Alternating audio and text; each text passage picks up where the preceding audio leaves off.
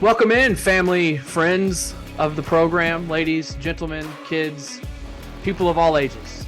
Another episode of No One Asked Us. I'm Craig Choate. That is the Logan Lee on the other side of the screen. To me, it is Monday, August 15th, late afternoon, early evening time. We are coming to you for episode 4 of season 2, overall episode 66 of No One Asked Us. We are, as we've said for 4 straight weeks now, getting closer and closer to football. So a lot of football talk in this episode. And then we will also touch on some MLB. There were some big things happening this week in baseball. And as always, we close with our entertainment portion, movies, TV, whatever comes to our mind. At the end of the show, we close with that. But first, as always, my co-host, the Logan Lee. How you doing? Word. What's up, Craig? Hook 'em horns. Hook 'em horns. Pause, time out, Logan. I forgot. Follow us on all our social media channels at No One Asked Us Pod, at Craig W. Choate, at the Logan Lee on Twitter, No One Asked Us on Facebook, at No One Asked Us Pod on Instagram, and we're on YouTube. If you are on the YouTube page, you're already here. Down below, there's a little thumbs up button. Click that. It really helps us out. Right next to it, there's a little red subscribe button. Click that. Helps us out. Once we get to 1,000, Logan will grow a mullet. So let's get us there. Now, Logan, how you doing? Craig, I'm doing fantastic. Life is good. It's sunny.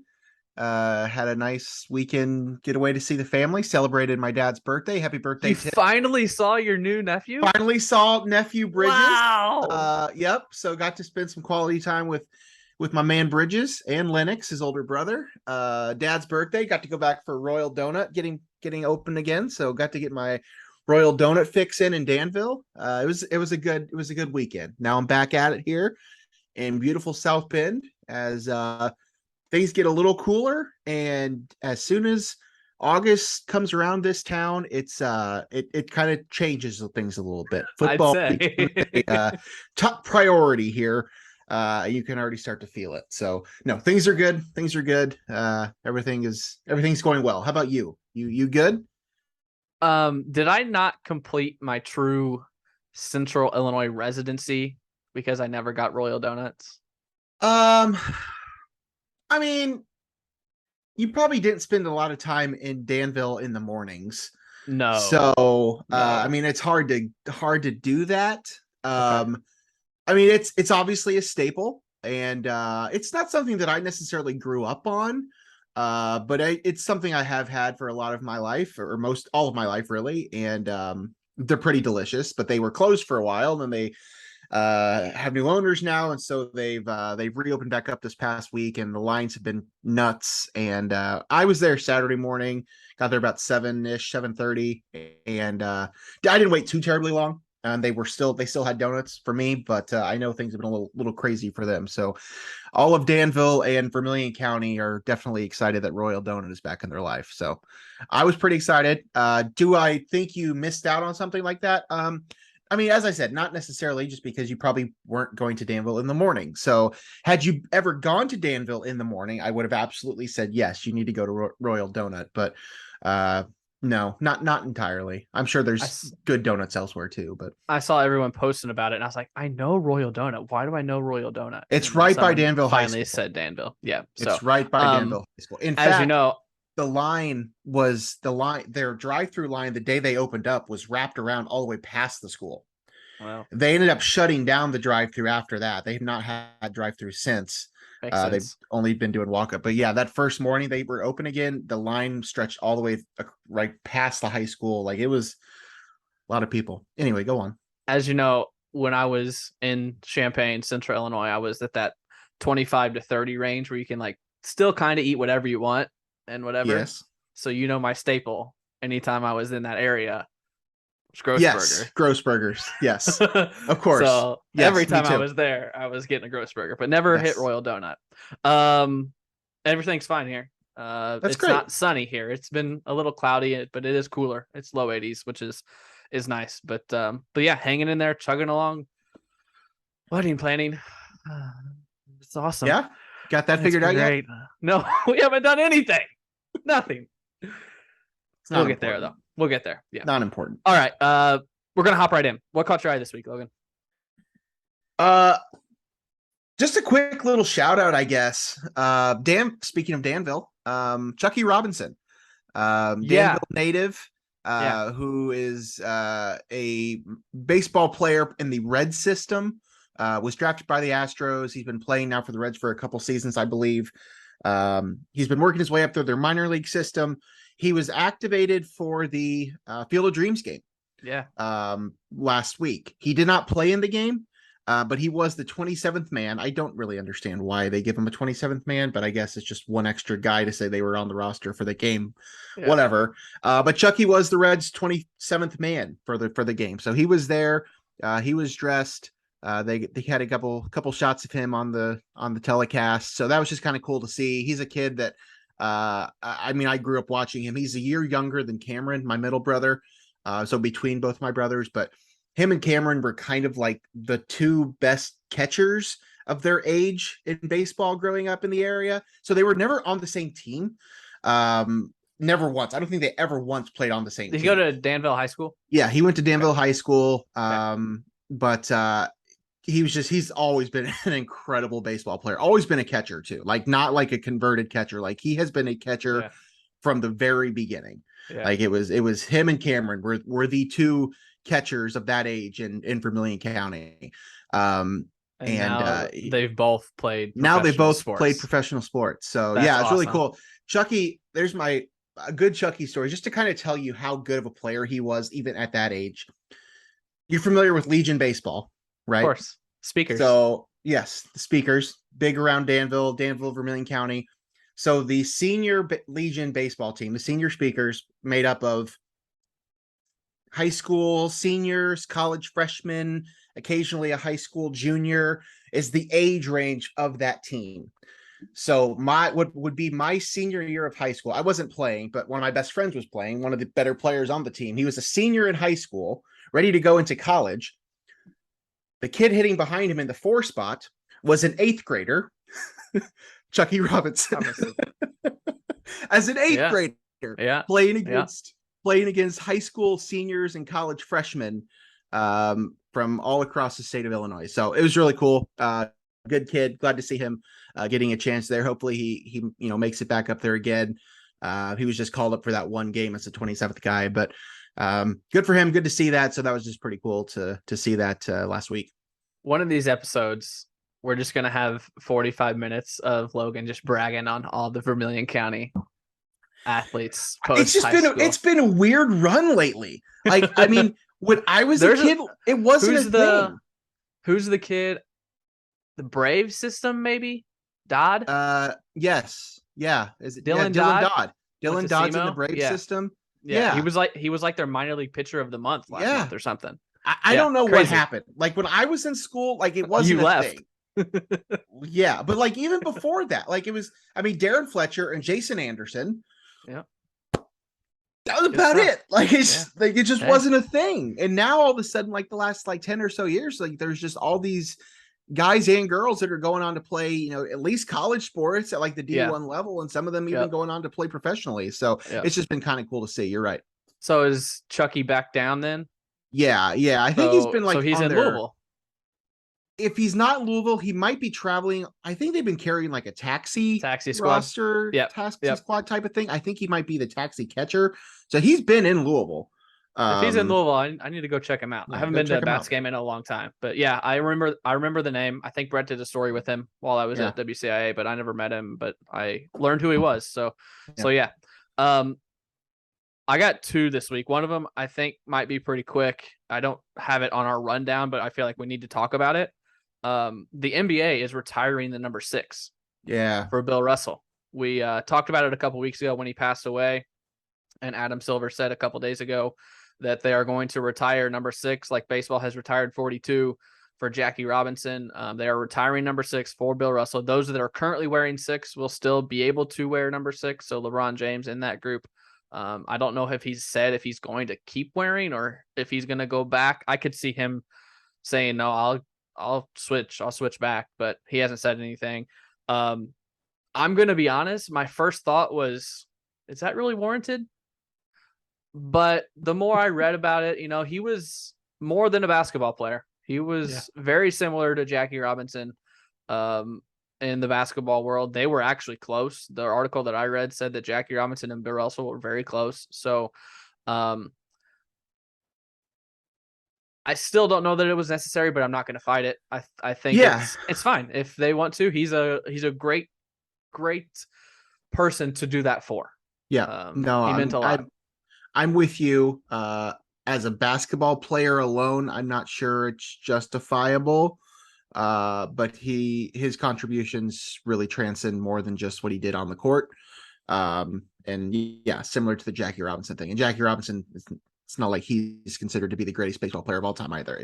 It's what he did to change the game. That's why his numbers retired all throughout all of baseball. So this is something similar. Yep. For what he did. So yeah, I'm with you. I kind of felt the same way as when it was announced, and then the more I thought about it, it made more sense. Yep. So yeah, I think that takes effect immediately. I don't know that I saw, but I'm assuming it takes effect immediately. So yeah, you will not see number 6 anymore once all the people who are currently wearing it decide to hang up the shoes and all that. My other moment, or not moment of the week, what caught my eye this week, the other thing. Oh, can I vent for a little bit? Floor is yours. You might know where I'm going now that I'm reacting like this, because I was pretty vocal about this on social media. Did you see what's going on in the local sports world down here in Louisville, Kentucky? Yeah. Through your tweets, yes. So as go on. Probably most of my listeners, our listeners, know, I spent 8 years almost in local TV, and every Friday night in the fall for those 8 years, I would be roaming sidelines of high school football games, knowing that at any moment, a 250-pound lineman or a 200-pound running back or in high school, 150-pound running back could come barreling my way, and I have to be on alert. It was, I'll be honest, not so much in high school, but for college games, it was one of my biggest fears, was not seeing a player coming and getting just clocked. Luckily, it never happened in football. I was close. There were a couple times where I had to back up and kind of keep my balance, but I was never hit. I was hit in basketball multiple times, actually. Ironically enough, I was hit more in basketball than football. High school wasn't as worrisome. At the beginning of my career, I had those big cameras that you put on your shoulder, and you have to close your other eye to see through.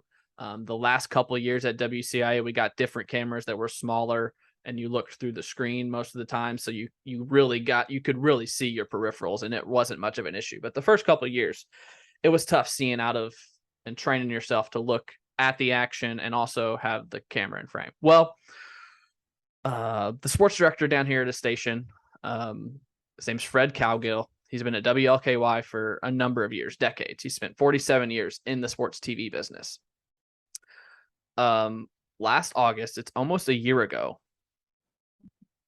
season opener at Trinity Catholic High School here in Louisville.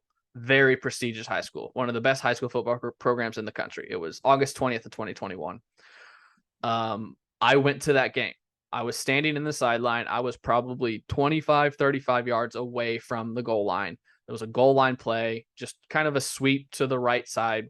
Fred Cowgill was on the sideline shooting highlights, and he got hit. He got taken down hard. Now, let me preface this. He went through a lot. His knee got tore up. It's never going to be the same. I feel sorry for him. Like I said, it was one of my biggest fears. I never wanted to see it happen to anyone. So I feel sorry for the guy. He's an older guy, tougher to recover. So I don't want that to get lost in this, because I do feel for him. Thoughts and prayers to him after it happened. He got taken out hard. And I even tweeted that night.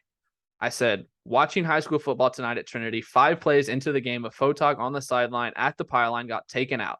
They're putting his leg in a cast and on the stretcher. He's in some serious pain. In 8 years of TV, that was my biggest fear. Prayers up to him. To which Logan replied to my tweet, "You tagging in?" So, such an asshole. That's the backstory. He is still recovering. He is not fully recovered. He is still recovering. He has medical bills up the wazoo. But Fred Cowgill has sued the high school that the game was at, Trinity High School. He has filed a lawsuit against them, basically saying that they let too many people on the sideline, that he didn't have enough room to move, and that they did not make him aware of the dangers of doing what he was doing. Got a lot of issues with that. Dude, you've been doing it for 37 years, 47 years. You know what you're getting yourself into. But the biggest thing is someone went and found the video of the play. I don't know if you've seen this. I haven't. They found the video of the play. There is one photog to his right, and that's it. There's not a crowded sideline. I don't know where I'm going with this other than saying, what are you doing, Fred? You're not going to win this. And the public opinion down here has dragged him through the mud, including me, because it's unwarranted. Like there's no reason. And what we're already seeing, the results of what's going to happen. TV stations are already getting emails saying we are not allowing anyone except players and coaches and referees on the sideline of games anymore. So the Darren Kennards, the Brett Barons, the Andy Olsons, the WCIA sports teams, the WSIL sports teams that I worked with, they're not going to be able to shoot highlights on the sideline anymore. You're going to get the highlights from the stands or up in the press box, the high highlights, which I'll admit I did sometimes to kind of just change it up because all the highlights were low level, one highlight or two highlights from the high cam, but it's just making it harder for others to cover high school sports in general. So that's what's going on. If there's a lot more to it, if you want to read into it, but it just got me fired up the other night when I saw it. I went off on Twitter. I had a post on Facebook. It's just a bad look for a guy that has spent 37 years here. At least he might've spent all 47 here in Louisville. I'm not sure of his background, but he's been here a long time and people know him, and he's just making himself look bad and trying to blame Trinity for this. And now it could be his lawyer said we need to do this so we can get to this end game type of thing. So there might be more to it, but as of now, what's come out, it's a bad look. And it, from someone that did that for 8 years, you're just making everyone seem like a jerk in that business. And it was just unwarranted and unnecessary. So I'm going to step off my soapbox now. Yeah. I mean, I've been following it a little bit. I've seen what you've said, and I agree with you. He knew what he was doing. And for him to, for his lawyer to even let him go through with that, or for them to even decide to do that seems a little questionable. And I assume they didn't see that tape before they filed the lawsuit. I would have to assume that. It's not a good look, as you said. It's definitely not a good look, and it's unfortunate for what that will likely lead to, with repercussions for everybody else there and abroad. It is unfortunate. I think that we are eventually, I think we'll get to a point where highlights for TV for high school football games will be done a little differently. But we're not there yet. And I think we're still a little ways away from that. So for right now, I mean, it's unfortunate because I know that there's already been a lot of, restrictions on who can cover places, who can go to games, who can sit where. I mean, I know that's been a thing at the college level at different venues and stuff. So it stinks that it's even, affecting the high school level now too. But as you said, it is a dangerous spot to be in. So, I mean, you can't totally, I have to feel for the guy. I feel terrible for him. Through. But yeah, I mean, I don't think that's a situation he's going to win, unfortunately. Yep. All right. That's enough about that. I just wanted to get some off my chest and talk about it a little bit because it really irked me when it happened. So moving on, college football. Do you feel better now? Not really, but maybe a little bit. Yeah, kind of. The purpose of this is for us to feel better after we talk to each other. Yeah. I mean, as you know, my fiance is in the TV business down here. Fiance. So it has been the topic of discussion multiple times for her at work and then me coming home and venting to her as well. Okay. So we are 12 days away from the start of college football. How's that make you feel? Really? 12 days. Yeah. August 27th. So I will ask you first. Do we want to start with the Illini or just Big Ten in general? Are you skipping your what do you think? Oh my gosh. We came up with this question We before came we up even with a started, question, and now you're and pulling a Logan and just deciding to skip over it. So we did. We came up with a pretty good question. Let's we are throw that so question good at out. this. I feel like we had really hit a groove several months ago when we were doing, and now we've kind of gotten off of it. So now we're kind of slowly starting to get back into this thing a little bit. So yeah, there was a question that we were going to talk about. Do you want to have a question? Yeah. We got a question. Field of Dreams game was this week, as Logan said. It has become one of my favorite events of the year. So we're gonna ask you, what is the best unique regular season sporting event? So Field of Dreams game obviously has become pretty nostalgic. They are not doing it next year. We'll get into that later. But Field of Dreams game, the Little League Classic, which is coming up really soon, I believe. I think it's the Orioles and the Red Sox. Also baseball. The NHL has the Winter Classic, outdoor. I believe it's always on the New Year's, right? I believe it's always January 1st. And then the NFL International Series. They've gone to London. I believe they've done at least one in Mexico City. I think they're going to Germany as well. So those are the 4 options we're giving you. If it's something else, if you like something other than that, leave us a comment below on the YouTube video, or this poll will be posted on our Twitter. Reply to us with whatever else we're forgetting. Those are the 4 that we really thought of. What? I have a question. What? Do you have a case of Bud Light behind you? I do. What? The Blues? Why? Blues Stanley Cup.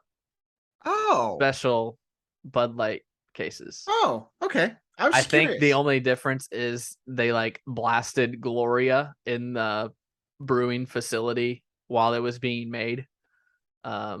So okay. Yeah. Great. I got a couple. I rearranged my office. I've noticed. So you guys can see my bookshelf a little bit better. I've also got a Budweiser can right here with Wayno and Yachty, a commemorative last season together. I got those a couple weeks ago. So that's exciting. So sorry, I'm sorry to derail the question. So yeah, that is the question. We will talk about it a little bit. Do you want to answer it now, or do you want to wait till next week? Let's wait till next week. Okay, what was last week's question? Last week's question was, how many games do the Illini win this season? I think we only got 45 votes on it, and people are optimistic. They are saying more than 5 wins. 2/3 of voters said more than 5 wins for this team. 22% said 5 wins, and 11% said less than 5 wins. What do you say? We'll get into that. Oh, okay. That's what we're moving on to now. Do we want to talk Illini or Big Ten? Let's talk Illini first. Let's talk Illini. There's not much new. They did have media day yesterday, I believe, on Sunday. Have you watched any of the coverage from our buddies from media day? I've seen a few things here and there. Keeping up with what I need to keep up with, but you can probably fill us in on the things that are most important. Well, funny enough, I haven't watched much. I watched about half of Bielema. I told you this for Big Ten media days. They don't do us much good. No, it's for the people that cover the team. That is the only time, I believe, and it varies from coaching staff to coaching staff year to year. I believe that's the only time that media is allowed to talk to true freshmen until they play in a game, I think. So a bunch of these projects, I did listen to Joey Wagner's interview with Magnus Moller, the lineman from Denmark, who's 6'9", 280 or 300, just a massive human being. And I was very impressed with him. He's funny. He's just seems like he's happy to be at Illinois, happy he picked Illinois. And I think he's got some potential, but I don't think we're going to see him for a couple of years just because he's coming from a completely different country that plays football completely different. I think it was either Joey or Brett asked him the biggest culture shock or the biggest difference. And I've heard this before. I remember I asked, do you remember Petra Holoshinska, basketball player? I asked her and maybe one other. It's what's the biggest difference? And everyone says the portion sizes. Yes. And Mueller specifically said the cups at McDonald's are the biggest cups I've ever seen in my entire life. I'm like, yeah, that's probably why we're all a little bit overweight, because our food is just like so big, supersized. But Uh-huh. um nothing really shocked me. I didn't see any news that would be like, oh crap, like someone's out for the year or anything. I think it was just a bunch of media guys catching up with freshmen that they haven't been able to talk to for a long time. So anything else from Illinois that you saw? No, no. I mean, I think it's a lot of to be expected. Just kind of updates on a few things. And do we know who the quarterback's going to be? I did see someone Has on that that. been has that been Someone, stated? it has not been stated. Bielema has said that he will tell the team game week. So I would assume a week from today that the coaching staff will tell the team this is who we're going with QB1. I'm assuming it's Tommy DeVito. But I did see someone say that another publication, like a national publication, expected Art Sikowski to win the job. And I feel like all the Illini media were like, whoa, no, no. So I think it's pretty known that DeVito's going to be the guy. And I think that's the right choice just from what I know of him and how he played it at Syracuse. He's a gunslinger. Illinois hasn't had that. They've had Brandon Peters, who so tentative in the pocket and just couldn't make the right read. So I like the potential of DeVito just airing it deep to Isaiah Williams or Casey Washington, or like taking some chances, because Illinois didn't have that. So I'm excited for DeVito. I'm excited for the running game. I think the running game could be really good if the offensive line shakes out. We'll talk a lot more Illini next week. I'll do some research and go into depth charts and who we think could be an impact. But for now, we don't know a whole lot because, one, we're not there. We're not covering the team. We're not reporters for the team. But the reporters that do cover the team, they don't have the access. Bielema does not allow access to training camp like Lovie Smith did. So, and it worked out for him last year. So I don't see him changing that anytime soon. Anything, Illini? Anything else? Nothing? No, we're, as you said, 12 days away. So it'll be here before we know it. This time 12th, next week, we 12th will day of be football my true love gave to me. 12, a 12th man. Playoff teams. 12 play. Oh, look at you. That's good. Boom! That's good. No, this time next week we will be doing a week 0 preview. So that's very exciting that it's here. We need to talk about post-game shows. Are we doing football post-game shows? We'll talk about that off camera. Moving on to the Big Ten West, Big Ten in general, but we're going to focus on the West because I did some research of those 7 teams, and I wasn't going to do all the research for all 14 teams. And like Logan just said off camera, East is pretty much Ohio State and the other 6. So basically what I'm asking right now is, who is Ohio State going to play in the Big Ten championship? So we're going to run down with these 7. Do you want to start with the top 4, or do you want to get Illinois and Northwestern out of the way because they're not going to do it? Let's start with the bottom. Okay. So I think we'll probably agree that Northwestern's the worst of the teams in the Big Ten West. Do you agree with me on that? Yes, I would agree with that. Months ago in an article, I saw they have 65% of their production returning, which that's 7th in the Big Ten, 4th in the West.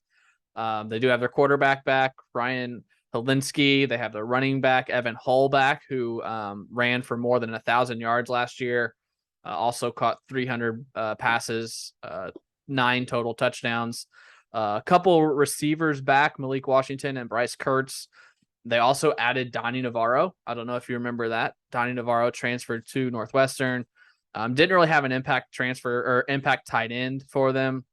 And they got a lot returning on defense. Owen Bergen, a linebacker, defensive lineman that if I tried to pronounce his name, I would butcher it. But I think he had like 4 or 5 sacks. Linebacker Bryce Gallagher and a safety Jaheim Joseph. They're all back. And their schedule's not easy. Of course, they start in Dublin with Nebraska, and then they play Duke and Southern Illinois, the Salukis. If you're watching on YouTube, my Saluki right there. You can hardly even see that, but go Dogs. The 17th, SIU makes the trip to Evanston, and then Miami, Ohio, and then their Big Ten. The rest of their Big Ten slate is at Penn State, Wisconsin, at Maryland, Iowa, Ohio State, Minnesota, Purdue, and Illinois. So they probably have 7 of the top Big Ten teams, all 7 of them on their schedule, and then Illinois and Nebraska. So I have Northwestern at 3-9 overall and 0-9 in the Big Ten. I think that's fair. I think they're far and away the weakest team, at least in that side of the conference, probably in the conference as a whole. Yeah. And that schedule is certainly not going to do them any favors. So I don't really see them being a big concern for anybody. And they usually aren't, although they have had some success. But I don't see that happening this year. Not enough there. That's kind of the research I did for all 7 teams. Looked at the offense, the production they had returning, and defense. I did not look at any recruiting rankings or any transfers. I don't know who. Transfer portal is so wild. I have no idea who went where and who's adding what. But I just basically looked at what's returning and what left from last year's team and wrote down their schedule. The other team probably in the bottom is Illinois. They only have 54% production returning from last year, which is worst. The least in the Big Ten, 14th in the Big Ten, 7th in the West. Of course, Brandon Peters is gone. Art Sikowski is returning, but he's coming off an injury, broke his arm, and I think he had shoulder, right? Didn't he have shoulder surgery first, and then he had surgery to fix his broken arm, and then, of course, they added Tommy DeVito. Pretty much the entire backfield is back. Chase Brown, Josh McCray. They did lose Mike Epstein and Jakari Norwood. They lost Deuce Spann and Donnie Navarro as receivers, but Isaiah Williams, Casey Washington, Brian Hightower, they are all back. Lost Daniel Barker at the tight end. You got Luke Ford and Tip Ryman coming back. Everyone's high on Tip Ryman. Jeremy Werner is riding the Tip Ryman train for Illinois right now. And then you lost quite a bit on defense. Of course, Kirby Joseph was a 3rd-round pick in the NFL draft. Tony Adams, Isaiah Gay, Owen Carney. Carney had 6 sacks last year. Gay had 3. And then linebackers Jake Hansen and Kalen Tolson. Sidney Brown, Quan Martin, Devin Witherspoon, Johnny Newton, Keith Randolph, and Seth Coleman do return. So some pieces there, but you do have a lot of holes to fill. Excuse me. And Illinois' schedule, non-conference, the first month of the schedule is winnable. They could very easily start 4-0, which I think they probably do. I have them starting 4-0 with Wyoming, at Indiana, Virginia, and Chattanooga. Then they have that first bye week because they get 2 because they have a week 0 game. And then at Wisconsin, Iowa, Minnesota, at Nebraska, Michigan State, Purdue, at Michigan, at Northwestern. Let's play a fun little game. Okay. I don't want to interrupt your flow, but for these 7 teams, we've already covered Northwestern, but let's give what we think the window is in terms of placement they'll finish in the division. So for Northwestern, if you think they can finish as high as 5th and as low as 7th, that would be your window. So for Northwestern, what would you say is Northwestern's window? 6th or 7th. Okay, I would agree. I think they're 6th or 7th. What would you say is Illinois' window? How high do you think Illinois can finish in the division? 5th through 7th. Okay. Do you think they have any chance of finishing higher than 5th? No. Okay. That's fair. I think 7th is definitely on the table. I don't want to disagree with you. I think 5th is probably as high too. I want to give them the benefit of the doubt and say that they could squeeze into 4th.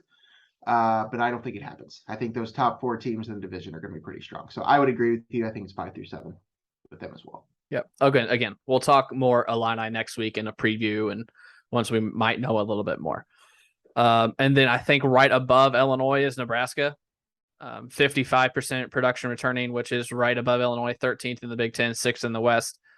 Adrian Martinez transferred to Kansas State. They bring in Texas transfer Casey Thompson from I guess I just said it, from Texas. Martinez was their leading rusher as well. They had 4 other running backs who got anywhere from 30 to 47 carries on the season. None of them really huge impacts. Ramir Johnson did have 112 carries for 4 touchdowns, almost 500 yards. But everyone else is just kind of ho-hum. No real impact receivers. Samari Toure did have a decent year. He's gone, but they brought in Marcus Washington from Texas as well, who I believe was Casey Thompson's roommate, and I think they were kind of a package deal. A lot returning on defense for them, though. JoJo Doman, Nick Henrik, Luke Reimer, Garrett Nelson, all at different levels of the defense. I think they're going to battle for a bowl game. I don't think this is going to be a year that's going to save Scott Frost's job. They, again, have Northwestern in Dublin to start the year. Then their non-con is North Dakota, Georgia Southern, and Oklahoma. Not going to win that game. And then they go to Big Ten play with Indiana, at Rutgers, at Purdue, Illinois, Minnesota, at Michigan, Wisconsin, and Iowa. I got them 5-7 and 3-6. Yeah, there's certainly some wins there. I think they could finish. I think they could get to 6 wins. I think they could too. Count them out of that. 7 might be pushing it. Yeah. So yeah, I think they'll be in contention for possibly getting to a bowl game if they can surprise somebody and maybe win a game that we don't think they will. I still think they probably finish higher than Illinois, and have a win, maybe one win more than Illinois does in the grand scheme of things. But yeah, they're not quite there yet. There's still a pretty big gap between them and the top 4. Is Scott Frost the coach next year? I don't think they'll do enough to keep him. No, I don't think so either. I don't think that happens. I think they would need to have a really strong season for him to stick around, and I don't see it happening. I mean, I got him at 5-7, and I really only see one true swing game there, and that's at Rutgers. I have it down as a loss. Very well could be a win to move him to 6-6. The only other one might be at Purdue, because you're not beating Minnesota, Michigan, Wisconsin, or Iowa, and I already have them beating Illinois. So if they beat Rutgers, but then they lose to Illinois, they're in the same spot they are now. So I think 6 wins is the max, which would get them a bowl game, but I don't think that's enough for Nebraska to keep Scott Frost around. Are you putting them in do you think they're locked into 5 for that window that you're talking about? Yeah, I like this game that you came up with, though. Thank you. So I would still say Illinois finishes behind them, but I would also say that Illinois has a better chance of finishing 4th than Wisconsin does, or than Nebraska does. Does that make any sense? I don't know if that makes any sense, but that's kind of how I feel about the situation. I think that they will. I think they will finish with more wins than Illinois does, but I think Illinois' ceiling might be a tad bit higher than what Nebraska does. That's fair. So I will say I'm pretty confident on them 5-6. Yeah. I don't think they'll finish 7th. I don't think they'll get to 4. Yep. I have less confidence in them getting to 4 than I do Illinois. Yep. I would agree with that. And then the top 4, I think everyone kind of assumes is Wisconsin, Iowa, Minnesota, and Purdue. Purdue's the one I'm looking at here. So we'll go to Purdue. 66% production returning, 3rd in the West, 3rd most in the West, 6th most in the Big Ten. They might have the 2nd best quarterback in the conference in Aiden O'Connell. It was funny at Big Ten Media Day. Jeff Brom kind of made a joke at his own expense. He's like, if some idiot coach would have realized how good Aiden O'Connell was the first half of last season, they might have won 10 games because he threw for 3,712 yards, 28 touchdowns, and 11 interceptions, 71.6 completion percentage. And he wasn't QB1 all season. Early in the year was Jack Plummer, who has now transferred to Cal. Not much of a running game for them. Their leading rusher last year had 533 yards, which isn't a ton. King Doru, I think his name is how you pronounce it. They lost Xander Horvath, who was kind of a fullback for him, had some carries. But their big loss is David Bell, who was probably the best receiver in the conference last year. He had 93 catches for more than 1,200 yards, 6 touchdowns. Also lost Jackson Anthrop.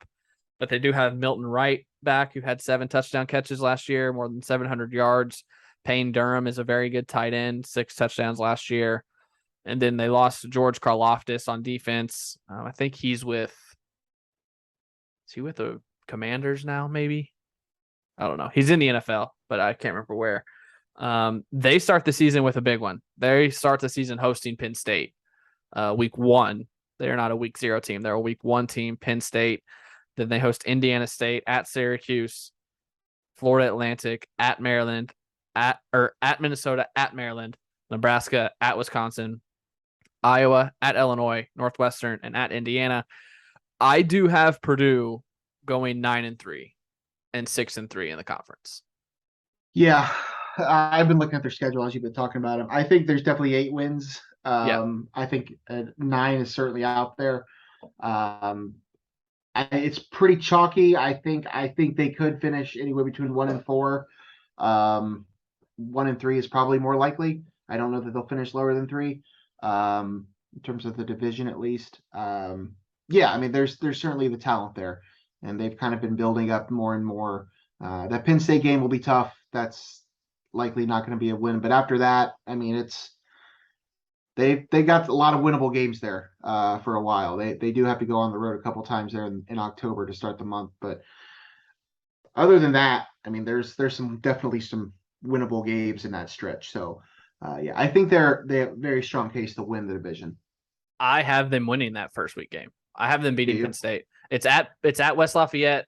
Yeah. You know, Purdue plays so well at home in those big games. They beat Ohio State when Ohio State was number 1, I think. They beat Iowa, I think, last year when they were number 2.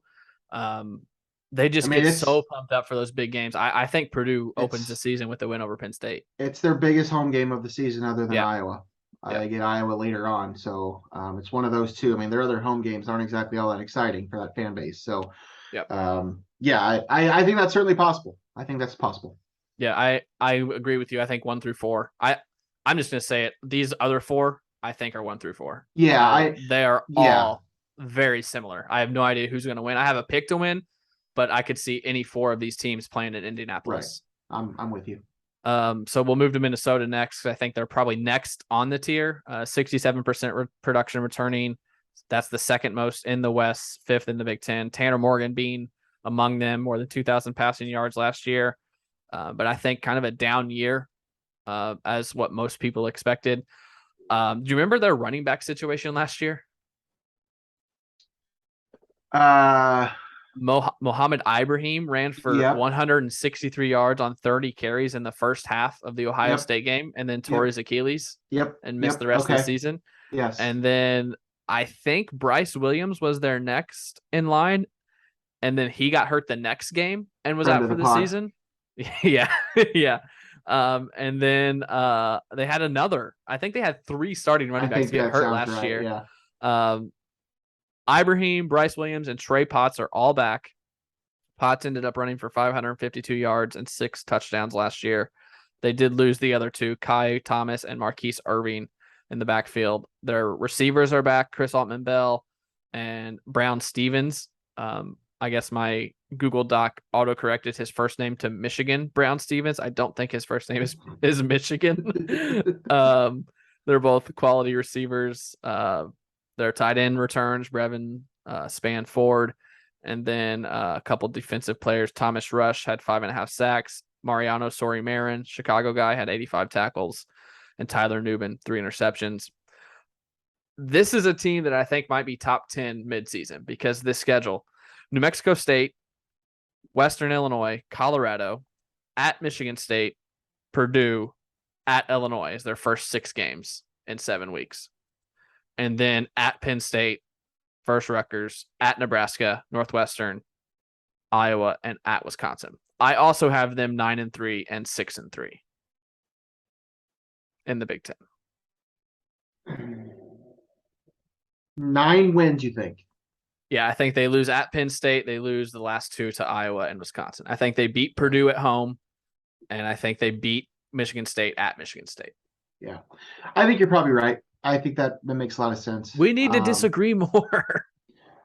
We might. Don't worry. We're not done yet. Okay. I think you're probably right. There is part of me that wants to pick Minnesota to win the division. I did it last year. Really figure out what it is. I don't know if it's a sexy pick or not. I think it could be any of those four. I don't think we're going to disagree about much about this four, though. I mean, it's them and the rest. It's pretty much how it's going to work. So I think I would say Minnesota, to me, I'd probably give the biggest range on where they could finish. I think they could 1 to 7. First. I don't know about that. I think it'd be more like 1 to 5, maybe. Okay, fair enough. I think they could finish first. I think they could win the division. I think they could also fall a few times and stumble out of the gate. So yeah, I have the least amount of faith in them, but I think they also have as much potential there to finish at the top as Wisconsin and Iowa and Purdue do. So yep. There's definitely some talent there. Purdue do. I mean, that running back room is talented. I mean, they got some guys there. So yeah. Question is Ibrahim going to have the same explosion coming off the ACL or not ACL, the Achilles? Yeah. So probably. We'll see. But I think Minnesota they're a Big Ten. Every team in the Big Ten West is the same. You know what you're going to get. Yeah. Iowa, Wisconsin, and Minnesota are like the same team, and that's what Illinois is trying to be. Is what you know what you're going to get. You're going to have a good offensive line that's going to pound it down your throat and try to control the game, which we'll see. Two more here. Iowa 72% returning, second most in the Big Ten, most in the West. Both quarterbacks returning, as far as I could tell on the roster. Spencer Petras and Alex Padilla, both had decent years. Neither of them were outstanding. Their leading rusher did depart. Tyler Goodson had 6 touchdowns, more than 1,100 yards on the ground. Their only real running back that is returning is Gavin Williams, who had 305 yards last year. Their 2 leading receivers are back, Keegan Johnson and Nico Reganey. And then Sam Laporta is their tight end, who is their biggest receiving threat. He had 53 catches for 670 yards and 4 touchdowns. They lost Zach Van Valkenburg on defense, who had 5.5 tackles, and Dane Belton, who had 5 interceptions, but they returned Jack Campbell, who had 140 tackles last season. Seth Benson had 105. Riley Moss had 4 picks, and Jamari Harris had 4 picks. They start the year with the Jackrabbits, South Dakota State, then Iowa State, then Nevada at Rutgers, host Michigan, and then they're at Illinois. They have a bye week at Ohio State, host Northwestern, at Purdue, Wisconsin at home, at Minnesota, and then they close the season with Nebraska. I got Iowa going 10-2 and 7-2 in the Big Ten, winning the West. Yeah, that's probably the safe pick. I'm gonna have some fun with it. 0-12. I think they start the season 0-2. Really? They're both at home, but I don't know. Those Jackrabbits. Got a feeling? Got a feeling? Gotta have something fun in here, man. You're already mad at me that we're agreeing on everything. Does SIU beat Northwestern? Yes. I would love that. Oh, I would love to go to that game, but it's too far for okay. me now. I mean, 0-2 is probably a stretch. I can see 1-1. I think 1-1 is on the table. I know they're both at home, and I know they're the better team in both of those games. And they could still finish 10-2. Even if they start the season 1-1, but I don't know. There's just something about it. So you're going with 1-1. We'll go 1-1 to start the season. I mean, as a whole, they're one of the better teams on that side of the conference. I mean, they're not going to beat Ohio State. They're probably not going to beat Michigan, although the Michigan game is at home, so I wouldn't necessarily rule that out. They don't exactly have the toughest schedule in terms of road games. Ohio State, yeah. They're not winning that one anyways. So, I mean, I think they could still start the season 1-1, lose to one of those 2 games, and still finish 10-2, like you said. So, yeah, I mean, I think there's a good chance they win the division, but I'm gonna have fun with it. They start the season 1-1. So are they in the 1-2 window of the West? 1-3?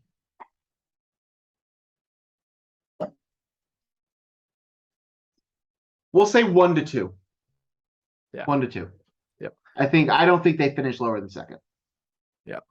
And the final team is Wisconsin, 59% returning. We're going to run through this because it's probably getting long now. 11th in the Big Ten, 5th in the West. Graham Mertz returns. Braylon Allen and Ches Malusi return.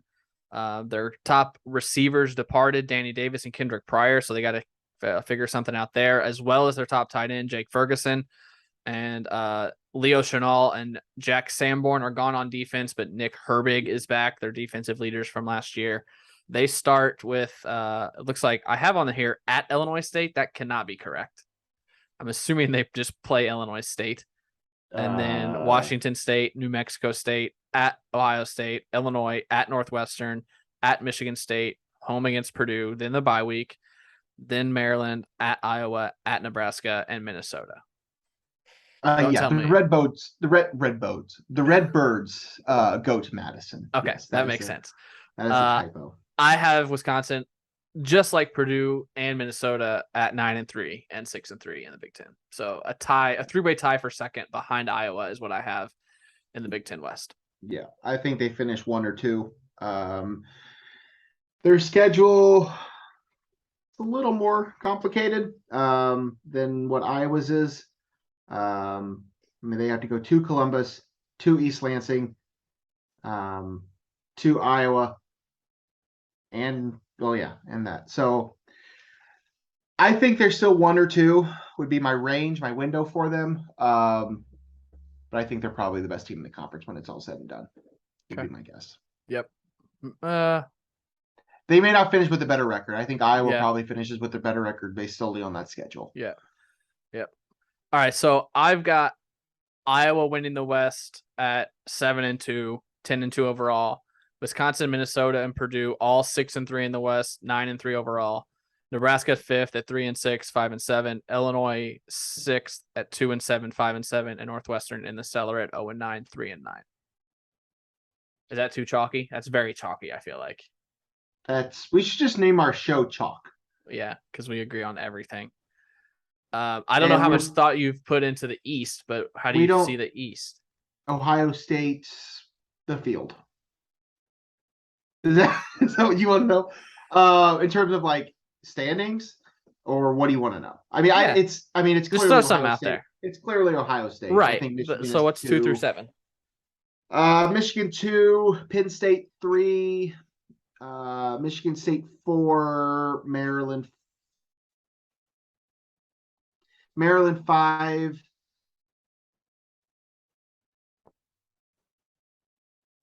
Rutgers 6, Indiana 7.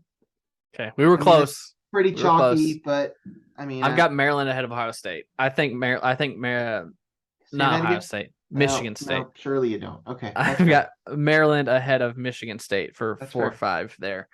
Okay. I think Maryland's they're going to regress. There's no way they win 10 games again. They might win 7 games this year. So I think they're going to fall. But all right, that's our Big Ten. Anything else Big Ten related? Something that I just added to the rundown a little bit ago. I'm not even looking at the rundown. That is Big Ten related. The big news that came out last week about the Big Ten media rights. Yeah, I meant to put that on here and I forgot. It's not official yet, though, is it? No, nothing has been official. Although it has, I don't know that it's been officially reported, but it does. Everything seems to confirm that ESPN is out of the conversation. So which leaves it's pretty much going to be Fox, NBC, and CBS splitting the rights. It's a big deal. I mean, the Big Ten has always had ESPN has always had the Big Ten. So for that to not happen from not only a football perspective, but for the other sports too, I mean, that's huge. It's gonna change a lot of things on how those telecasts work, how your Saturdays work during the fall. It looks like you're going to get the big noon game on Fox in the Big Ten, and then not next season, but the season after, CBS would have the 3:30 slot, which would be a Big Ten game, and then what would assumedly be a primetime game on NBC. I don't know how that works with Notre Dame. I know most of Notre Dame's games are during the day, but surely they're not going to be happy if they don't ever get a primetime game. Join the Big Ten.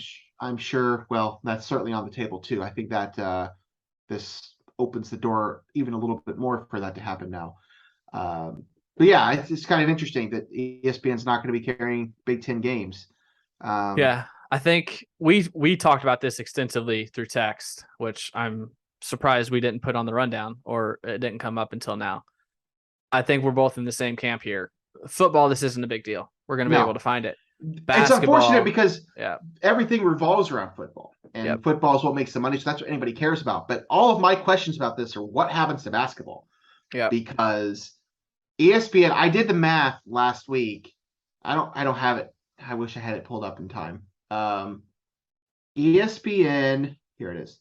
I didn't get everything because a couple schools use websites that aren't great, but ESPN last year alone carried at least 24 men's basketball Big Ten games. At least 24. That there's probably 25 to 30 that they carried, whatever the number was. So that's those games were either on ESPN or ESPN2. I don't know where those games are going to go. Yeah. I mean, FS1, I guess we'll get a good chunk of them, but FS1's already carrying a large number of college basketball games. Yep. They already have the Big East. They've already have a lot of Big Ten games. I don't know how that's going to look. Are those games going to go to CBS Sportsnet? Are those games going to go to? I mean, surely I don't see any of the major networks giving up primetime real estate on a Tuesday night for a college basketball game. I mean, it could be good numbers, but they're not going to do that. So that's, to me, is the biggest question with this whole thing. It's not football based. This really doesn't change much in terms of how people view football. It's going to be, the same type of thing. It's just on a different network. But they're all on Saturdays. It doesn't matter. Yeah. But basketball is the big difference, and that doesn't even include women's basketball and all the other stuff. Yeah. So that's what I'm trying to figure out. Like, where none of that's been answered. Nobody seems to want to talk about this. Nobody seems to care about this. I've listened to several shows, podcasts, watched videos, read things. Nobody's talking about where the heck this basketball inventory is going to go. So that's weeknight Big Ten men's games are going to live on FS1, Big Ten Network, CBS Sports Network, Paramount Plus, Peacock, USA. That's the only options as I see it right now. Because like you said, they're not going to be on Fox. They're not going to be on CBS. They're not going to be on NBC Monday through Friday. Well, and here's the thing. And I told you, at least of the 24 games that I told you right now, only like 5 of them were on a Saturday or Sunday. Yeah. I do know we are getting to the point where streaming is going to be more involved. Peacock is certainly going to be a part of this. Paramount Plus might be a part of this, but that's a lot of games. The Big Ten Network is already overflowing with stuff with women's basketball and wrestling.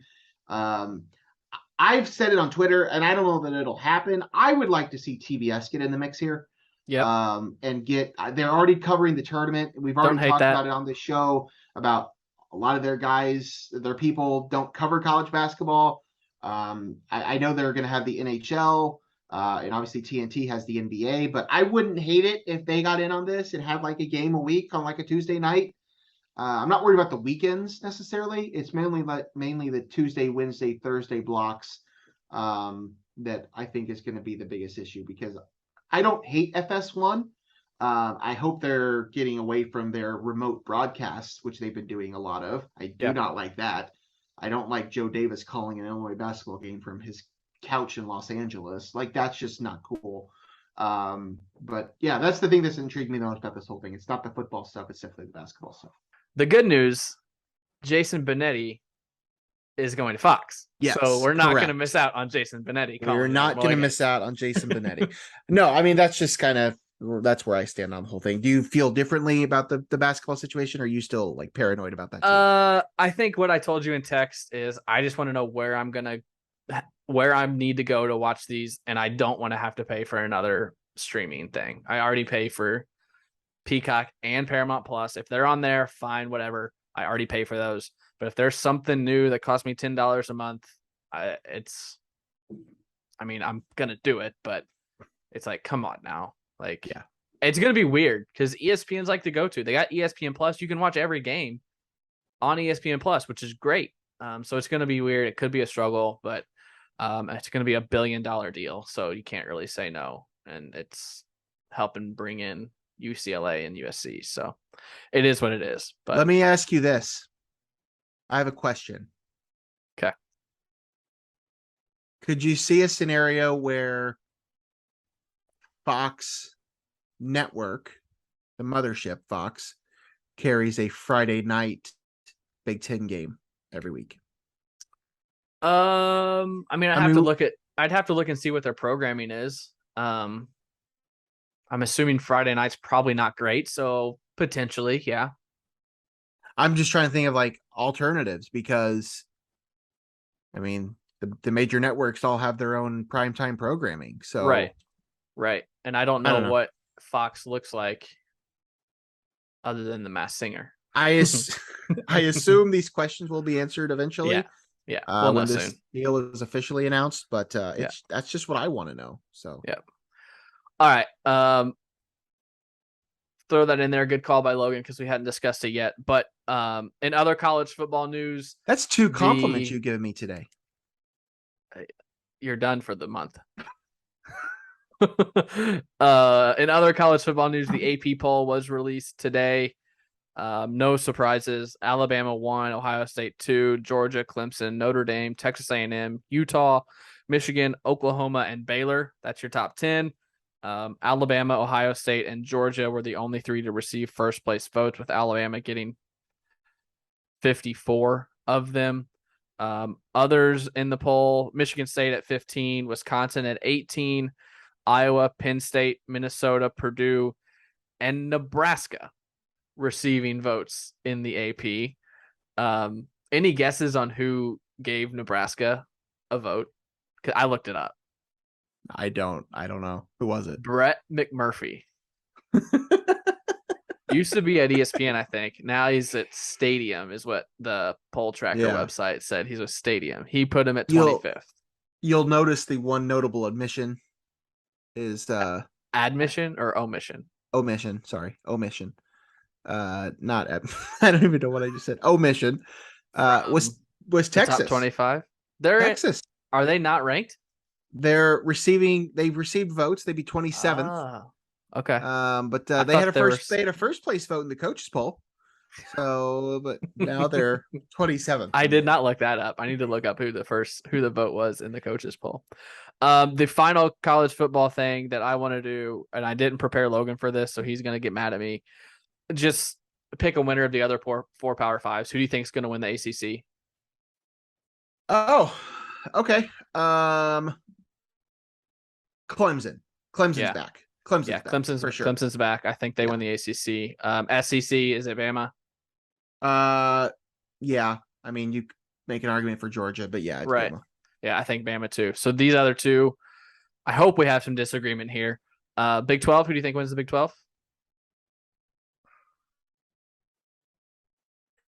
I mean, I know who I want to pick. I just don't know if it's going to be a disagreement with you. So, actually, I'm going to take Utah. That's the Pac-12. Oh, wait, what'd you say? Big 12. That's what we were doing the Big 12. I thought we were doing the Pac-12. Big 12. Baylor. Okay, repeat. Yeah. Is that not what you want to pick? That's not who I was going to pick. You're going to pick Oklahoma. No. I was going to pick Oklahoma. They're in the SEC. I'm an idiot. What is wrong with you?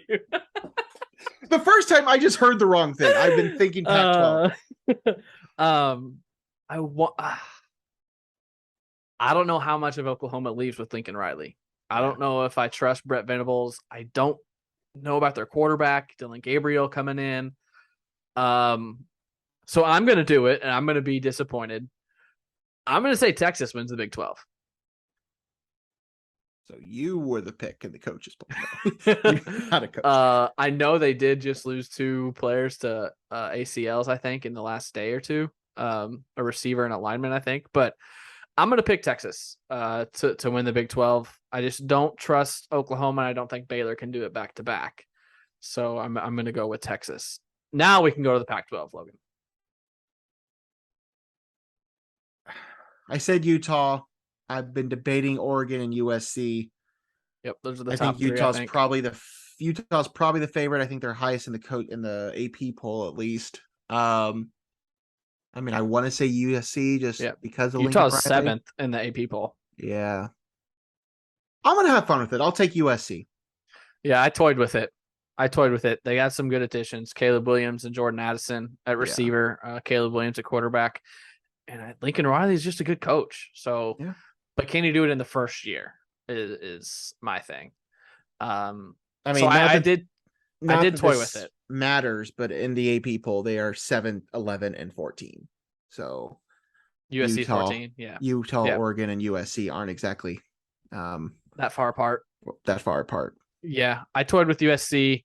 I don't know that I trust Oregon yet. I need to see more from their coach. I like the hire that they hired, Dan Lanning, but I'm going to go with Utah. Kind of a sleeper. I didn't pick Baylor because I don't think they can repeat in the Big 12, but I'm picking Utah, who won last year in the Pac-12. And last thing, I don't think it'll be that hard. Who are the 4 college football playoff teams?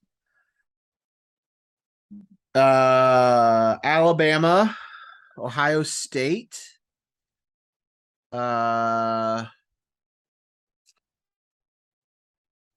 Georgia. That's so boring. Yep.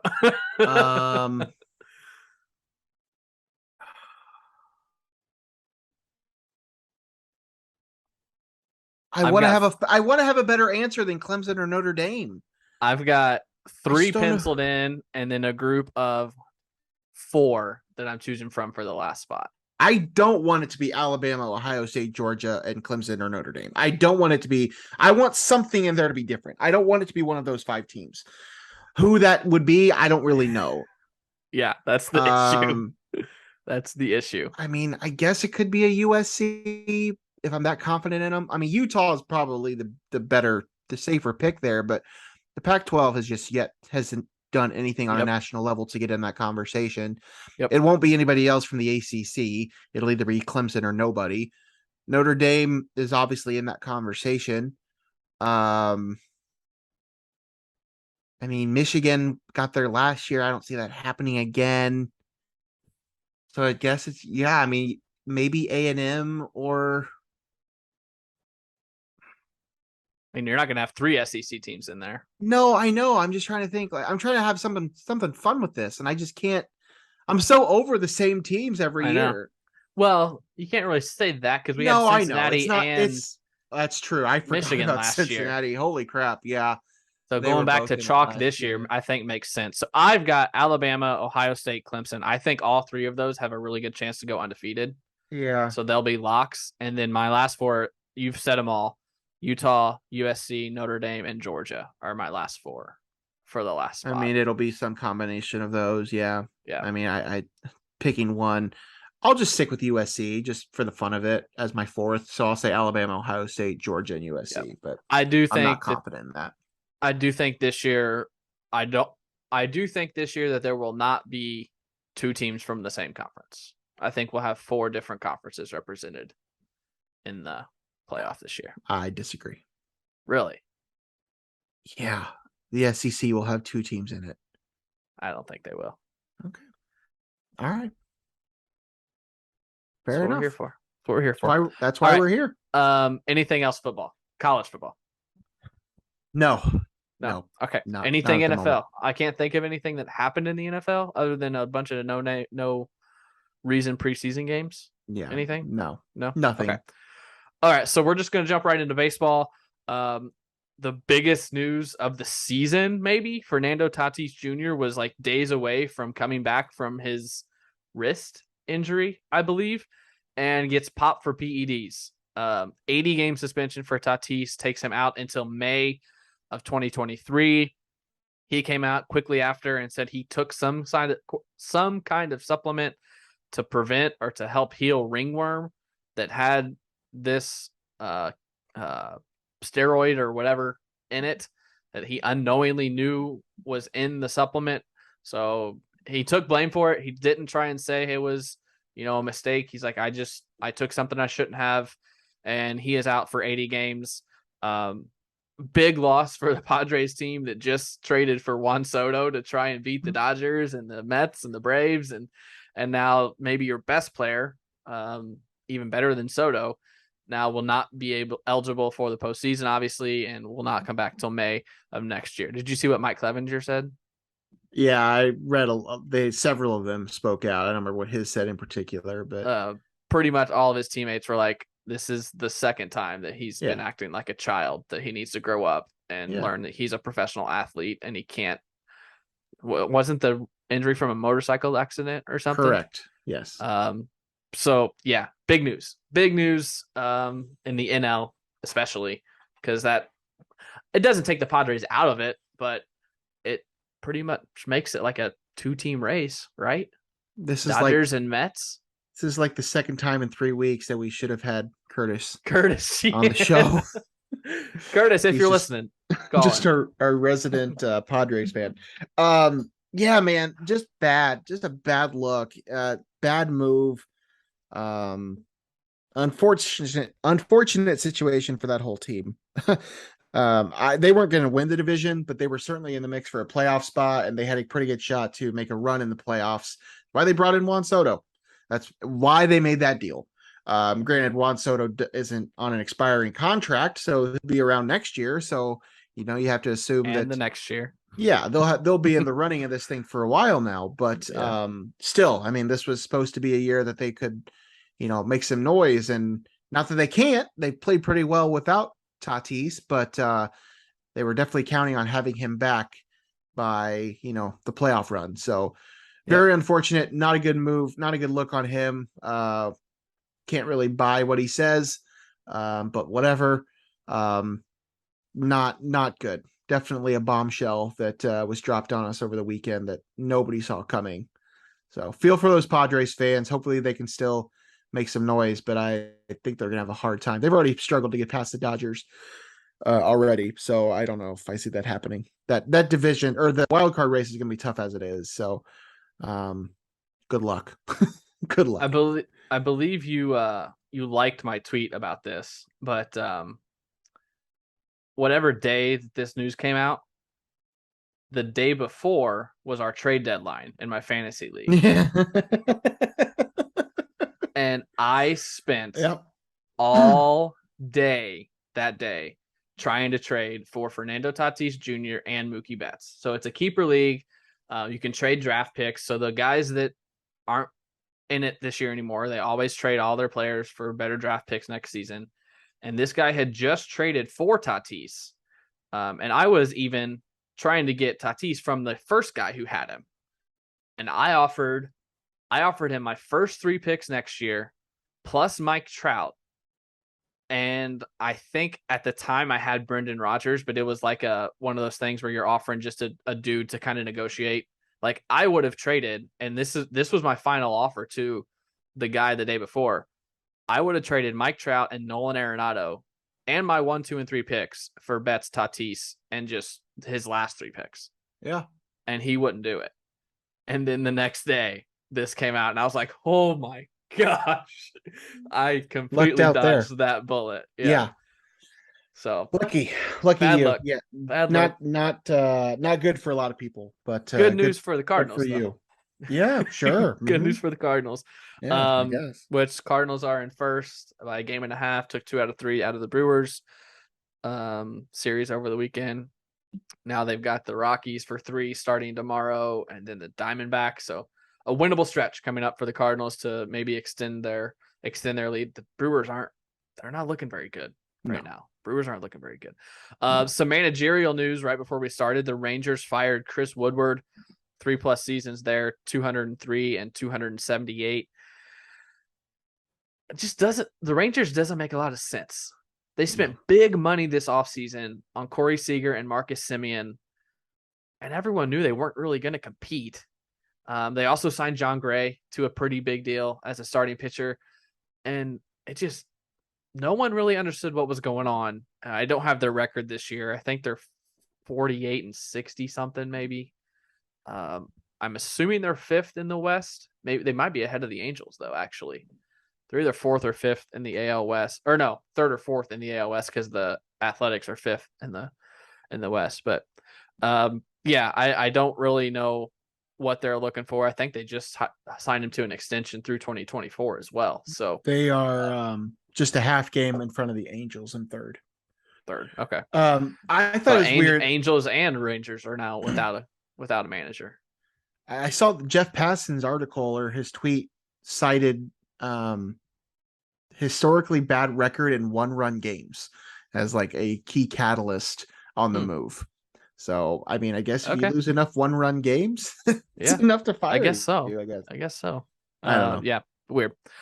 We talked about it a little bit earlier. The Field of Dreams game was on Thursday nights, Cubs and Reds. And I will admit, and I said this 5 minutes into the broadcast, we were eating dinner while it was happening. I told Christy, I was like, 30 minutes ago, I didn't care about this game one bit. It was the Reds and Cubs. I was like, who cares? Like, this is terrible.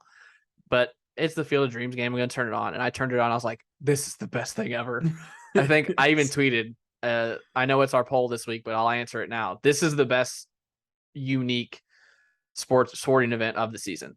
Really? Any sport. I love it. You're going to put that over the Winter Classic. Yep. I love the Field of Dreams. I think it is perfect. I agree. I think everything about it is perfect. It's a small venue. It's used one time. It's used correctly. It's got all the corn. They make the barn, the pitcher's eye, and the scoreboard in right is the manual. You have to climb a ladder to put the number up. I think everything about it is perfect. There was one minor little maybe broadcast mistake this year, but yeah, but I love it. I love it. I will say, it is definitely an event made for television. It is not an event obviously made to bring in a lot of people. The Winter Classic, they can cram a lot of people into those stadiums. Yeah. When they play the NFL games wherever, I mean, those can bring in a lot of people to those stadiums. Like, yes, it's about the TV, but the football thing is about expanding football. And the hockey thing is about just getting more people to go to hockey games outside. This is an event put on for TV, which isn't necessarily a good thing or a bad thing, but that's what it is. I love it. It's certainly my favorite of the group. I'm with you there. Last year's game was electric. Yep. The White Sox Yankees was an amazing baseball game. The game itself this year wasn't the best. I mean, the Cubs won. Great, cool. But is it the first Cubs game you watched all season from start to finish? Yeah, and I didn't even watch the whole thing. They scored all the runs in like the first inning, and I mean, it was cool. Allison and I were watching it. I've been very critical about in-game interviews, and she's also heard me say some of that stuff. So she was talking about it, and I said, you know what? I'm normally like against these on like actual real games. Like if it's an all-star game, exhibition game, whatever. I absolutely hate the coach interviews during the NBA playoffs, like at the timeouts. Like, no, I hate those. But I didn't mind the Joey Votto one was fantastic. Like that was, to me, even the Cubs win, whatever, cool. The Joey Votto interview was my favorite thing of the whole game. That was just kind of cool to see.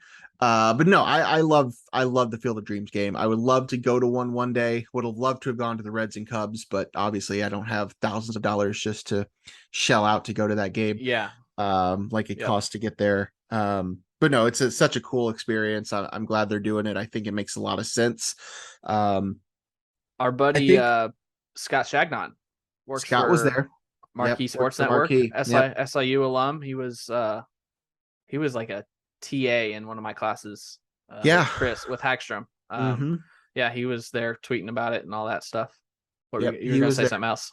I think they're not doing it next year. I think they're doing some sort of renovations or something. I saw one tweet or something that said they're building like a permanent junior baseball complex or a couple fields. So they're not going to do it next year. And it was supposed to be in 2020. The Cardinals and Cubs were supposed to be the first one in 2020. And then the COVID happened and they shortened the season. And so the last year was the first one with Yankees and White Sox. Couple things other from it. The Harry Carey hologram singing the seventh inning stretch. It didn't look great, but I didn't see the issue with it. It was a cool premise. They didn't Yeah. pull it off perfectly, but I didn't hate it. I thought it was kind of cool. Brett Taylor, who covers the Cubs on Bleacher Nation, also does a podcast on The Athletic about the Cubs with a couple of the beat writers for the Cubs. And he referred to the whole Harry Carey thing as what's called the uncanny valley, which is a popular thing in movie circles, but it's where the image is almost right, but it's not quite there, and it gives you kind of like an unsettling feeling. A lot of people feel very negative about the Polar Express because the animation in that movie, it's almost realistic, but it's not quite there, so it kind of scares people. And there's a lot of like other animated movies that are kind of like that too, and that's kind of the theory he was giving about it, why it didn't really work for people. It was almost right, but it just wasn't quite there. So I mean, I didn't hate it. I didn't think it was the worst thing they could have done. I don't know why we needed to do it. I Yeah. think you could have done several other things with that instead. But yeah, it wasn't my favorite thing. Yeah. And the other thing was about the 8th inning. They just dropped the bomb on us that John Smoltz is calling the game hours after his dad passed away. Yeah. Yes. They come out from commercial break and there's a picture of John Smoltz's dad, and John Smoltz is like, "Yeah, my dad passed away this morning." I was like, "Oh my god, dude, what are you Yeah. like? What you're calling it?" And he gave the whole answer like, "My dad would have been so mad at me if I did not call this game," and it almost, and this might sound bad, it was almost like a full circle moment because they opened the broadcast with King Griffey Jr. Yep. coming out of the corn with King Griffey Sr. and Jr. turn around and say, "Hey, Dad, you want to have a catch?" And so it was kind of crazy how it started with, a father-son, maybe the best father-son duo to ever play baseball with the Bonds family right there. Started with them, and then it ended with John Smoltz and his dad, having his dad pass away. It was just like a holy cow, man. First of all, how are you doing it? How are you, like, you wouldn't have even known the first 7 innings. You would have had no idea, but No clue. yeah, just a sad day for that to happen for John. So, Yep. so yeah. They're not having it next year, but the Cardinals and Cubs are in the London series next year. I don't know if we talked about that. You want to go? So the one thing that we are starting to narrow down is our wedding date, and it could be before June. So I suggested a honeymoon to London on June 24th and 25th. Don't go to London. Don't go to London for your honeymoon. I don't care who's playing a baseball game. Don't go. Kirsty said the only way we could is if we go to Italy as well, because she is fair. Italian and she wants to go see her family's homeland. So I was like, hey, yeah, sure. Sign me up. Jason Hayward, what about him? They said he's done. He's done. He's been on the IR for quite a while. Since mid-June. To be honest, I had forgotten about him. Honestly. Yeah. So Jason Hayward has, as I said, been on the injured list for quite a while, for at least the last month and a half or so. And the Cubs announced that he's going to stay on the injured list the rest of this season, and the Cubs are going to cut ties with him this offseason. He does have 1 year left remaining on his contract. It's just kind of one of those things that Cubs fans have been waiting for a while. He's brought a lot of value to this team for things that the stats don't show you. Is he worth all the money they gave him? I don't know, probably not, but I don't know that they win a World Series without him. So that's what I was gonna say. It's got your World one Series. of those things that he, the famous speech that he gave in the locker room during Is the there rain video delay? of that or No. audio of that? There's no proof. It may not even be real. But Cubs fans are That's what I'm believing. Beat it like a dead horse. No, I mean I buy it, whatever. But no, it's unfortunate for him that his season has gone the way it has, and that his Cubs career has really gone the way it has. He really hasn't been. I don't think anybody expected him to be an offensive superstar. I think he's always been a defensive superstar that has, the ability to, add some things to your batting order, to your lineup. And that really hasn't happened. So The Cubs cutting ties with him at the end of the season. He says he wants to still play, so he might try to make his way to a team somehow, some way. I think the Cubs eventually would like to bring him back, keep him around Chicago like they have with a lot of their players in the past. He's not that old though, so I don't think he wants to call it a career as a player yet, but I'm not sure what type of value he has for teams other than maybe a defensive replacement for some playoff team down the road. But yeah, glad that he's been a Cub. It's unfortunate that it's gone the way he has, but wish him the best in whatever he does next. So the Cubs moving on from him, and they did bring in Franmil Reyes. We talked about that last week. Did we talk about last week? Because Yep. okay, so the Jason Hayward thing happened then like the day after or whatever. It was like within hours almost of that happening. So yeah. All right, that's that. Anything else? I see you're typing. Are you adding things to our rundown? No, I'm doing the graphics for post production while you're talking about the Cubs because I could care less about the Cubs. Me too. No, I think that's it. Anything movies or anything you watch? We're watching Uncharted tonight, I think. Oh, have not watched Uncharted. I did watch 13 Lives yesterday, which is an Amazon Prime movie. Ron Howard directed it. It's about the soccer team in Taiwan that got stuck in the cave back in 2018, and about the rescue of those players, those 12 people or 13 people, I guess 13 lives. Ron Howard directed it. Viggo Mortensen, Colin Farrell. Colin Farrell is having a year in terms of movies, if you're curious. He's already been he's gonna be in like 4 movies that are all pretty darn good.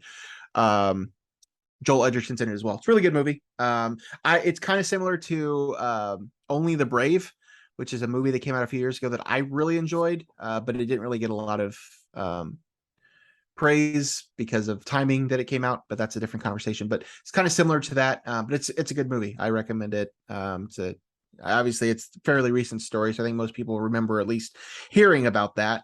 It went on for a long time that the boys were stuck there in that cave, so had to send the divers in to get them. And there's some sort of connection to some either Illinois or Southern Illinois. I don't know what you're referring to, but one of the characters in the movie does at one point say he's from Illinois. I don't know if that's what you're referencing or not. I thought that was interesting. I don't remember knowing that or why that mattered. But I did catch that. So here we go. Yes, I thought it was Joey Illini who posted it. SIU professor for us. He is retired since, I believe he was a radio TV professor. He says, Southern Illinois friends with Amazon Prime. I just watched 13 Lives on Amazon Prime, an amazing story about 13 boys rescued from a flooded cave in Thailand. This film shows the heroic role of our own Southern Illinois restaurateur and water engineer. That's him. Thaneet Nastiri.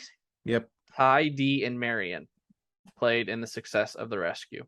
Yep, that's the guy. There you go. Those of our friends from Illinois, specifically Southern Illinois, restaurateur and water engineer from Marion, played a key role in getting those boys out. I remember that story. That was wild. It's crazy. It's a crazy movie, but yeah, definitely recommend that. It's on Amazon Prime for any of those that are interested. So I think that's it for me. All right. Big Brother, I guess, real quick. Who went home? I have not watched last night's episode. Okay. So no spoilers. But you know who went home, right? Yeah. I know who went home and I know who's HOH. So I guess Danny went home. Okay. So Danny went home and HOH has started from the bottom. Now she's here. Yeah. Holy cow.